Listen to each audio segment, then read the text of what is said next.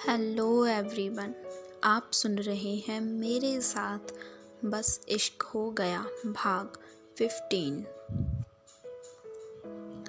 चौबे सिर हिलाते हुए दादी की कुर्सी की तरफ बढ़ते हुए वेदांत से कहता है, कुछो नहीं, तुम ठूसो बेटे। दादी आराम से अपने कानों में ईयरफोन लगाए अपना बॉलीवुड सुन रही थी और सामने की तरफ देख रही थी। यहाँ पर अभिमन्यु और आध्या अपना चौथा फेरा पूरा कर चुके थे कि तभी उनके सामने दांत दिखाते हुए चौबे आ खड़ा होता है और उनके पैरों में बैठ जाता है और कहता है, आपका चरणों में प्रणाम दादी जी।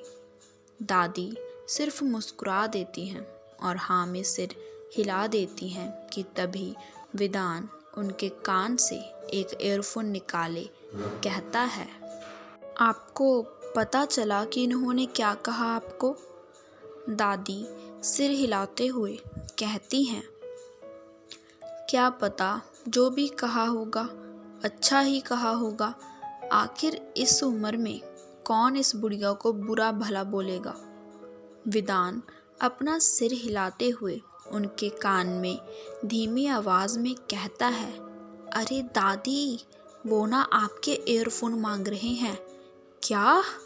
इतना कहते ही भारी सदमे की मारी दादी चौबे की पीठ पर अपना जोरदार हाथ छोड़ती हैं और चौबे चारों खानों चित होकर उनके पैरों में गिर जाता है और अपनी पीठ सहलाते हुए वेदांत को घूर कर देखता है, जो दांत दिखाते हुए वहां से भाग जाता है और चौबे मन ही मन कुटते हुए कहता है, तुमका तो बाद में देख लेंगे बबुआ, पहले सर जी की जरा जूतियां बचा ले। इतना कहकर चौबे दादी की कुर्सी के नीचे से अभिमन्यु की जूतियों को निकाल लेता है और चेहरे पर एक छातिर मुस्कान लिए वहां से पीठ सहलाते हुए चला जाता है। फेरे संपन्न हुए और अब वर और वधू अपना आसन ग्रहण कर सकते हैं। इतना कहकर पंडित जी अभिमन्यु और आध्या की तरफ देखते हैं और फिर वो दोनों अपनी अपनी जगह पर जाकर बैठ जाते हैं। कुछ और मंत्र उच्चारण के बाद पंडित जी सिंदूर की डिब्बी अभिमन्यु की ओर बढ़ा देते हैं और बोलते हैं, अब वर वधू की मांग में सिंदूर और गले में मंगलसूत्र डालकर इस विवाह को संपन्न करेंगे। उनके इतना कहते ही अभिमन्यु धड़कते दिल के साथ एक नज़र आध्या को देखता है, जिसका हाल भी कुछ अभिमन्यु जैसा ही था। वो अपनी बड़ी बड़ी पलकों को एक बार उठाकर अभिमन्यु को देखती है, जो उसी की तरफ देख रहा था, और उसकी पलकें सहसा ही खुद को झुका लेती हैं और एक घबराहट के साथ आध्या का हाथ उसके दुपट्टे पर कस जाता है। आखिर आसान थोड़ी था एक ही बार में सब कुछ पीछे छोड़कर एक नई जिंदगी को अपनाना।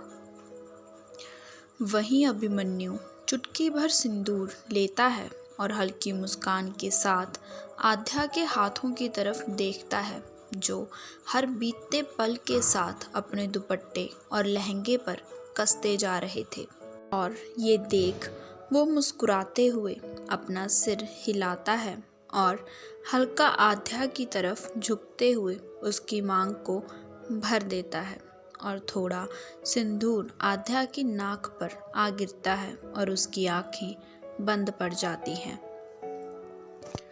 अभिमन्यु वापस से पलटता है और हाथों में मंगलसूत्र उठाए आध्या की तरफ झुकता है और आध्या खुद में सिमट जाती है और उसकी आंख का एक कोर हल्का भीग जाता है, जिसे देख अभिमन्यु मंगलसूत्र बंद करते हुए उसके कान में धीमी आवाज में कहता है, अगर आप चाहो तो मैं घर जमाई बनने के लिए भी तैयार हूँ पत्नी जी, पर ऐसे उदास मत होइए।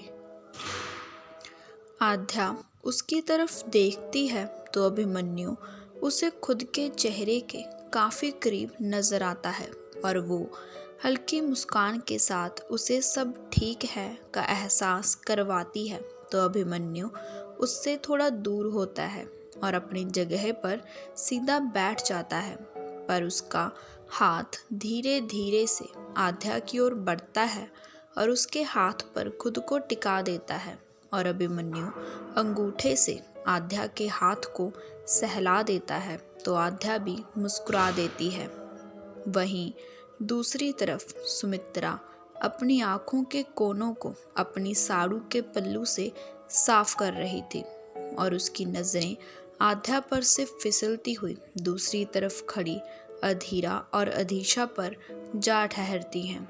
आखिर चाहे वो कितनी भी धमकियां देकर आध्या की शादी करवाने पर तुली थी, पर आखिर वो थी तो एक माँ ही और अपने कलेजे के टुकड़े को खुद से यूं दूर करना आसान तो नहीं था।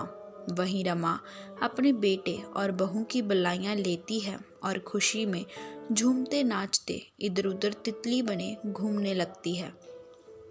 आखिर अब दुल्हन को अपने घर जो लेकर जाना था, इस एहसास के साथ कि हाँ ये भी उसी का अब से अपना घर है। आखिरकार शादी संपन्न होती है और आध्या की विदाई का समय नज़दीक आता है। पर उसके पहले जब अभिमन्यु मंडप से उतरकर नीचे आता है तो वहाँ पर अपनी जूतियों को ना देख इधर उधर देखता है, पर तभी विधि के हंसने की आवाज़ आती है। भाई, जिन्हें आप ढूंढ रहे हो ना, वो तो गई। अभिमन्यु ना समझी में उसकी तरफ देखता है तो वहीं आध्या हल्की मुस्कान के साथ उसकी तरफ देखकर अपनी नज़रें झुका लेती है। तभी रमा मुस्कुराते हुए कहती है, इधर उधर क्यों देख रहे हो, पूछो अपनी सालियों से। अभिमन्यु झट से अधीरा और अधीशा को ढूंढता है जो सुमित्रा के अगल बगल में खड़ी थी और अभिमन्यु की नज़रों को खुद पर महसूस कर वो दोनों ही हंस देती हैं और अधीरा आगे आकर कहती है, जीजू अगर जूतियाँ चाहिए ना तो पैसा देना पड़ेगा। अभिमन्यु उसकी तरफ देखता है तभी अधीशा अधीरा की बगल में खड़े होते हुए कहती है, हाँ वो भी बहुत सारा, तभी मिलेंगी जूतियाँ और दीदी भी, वरना दोनों को ना हम ही रख लेंगे। उसकी बात सुन सभी हंस देते हैं और सुमित्रा उसके हल्की सी धौल जमा देती है और उनकी बात सुन अभिमन्यु मुस्कुराते हुए अपना वॉलेट निकालने ही वाला होता है कि कहीं से एक आवाज़ आती है, आपको कौनो पैसा देने की ज़रूरत नहीं साहब जी, आप ऐसे ही आपकी पत्नी जी को लेकर जा सकते हो, बिकॉज जब Raunak Choubey is here why you फिकर। अभिमन्यु ध्यान से उस तरफ देखता है जिस तरफ से आवाज़ आई थी, पर उसे चौबे की जगह उसका सिर्फ हाथ ही नज़र आता है। तो दोस्तों, कैसा लगा आपको आज का भाग, कमेंट कर ज़रूर बताएं और मेरी आगे आने वाली कहानियों को सुनने के लिए मेरे इस चैनल को सब्सक्राइब ज़रूर कर लें। धन्यवाद।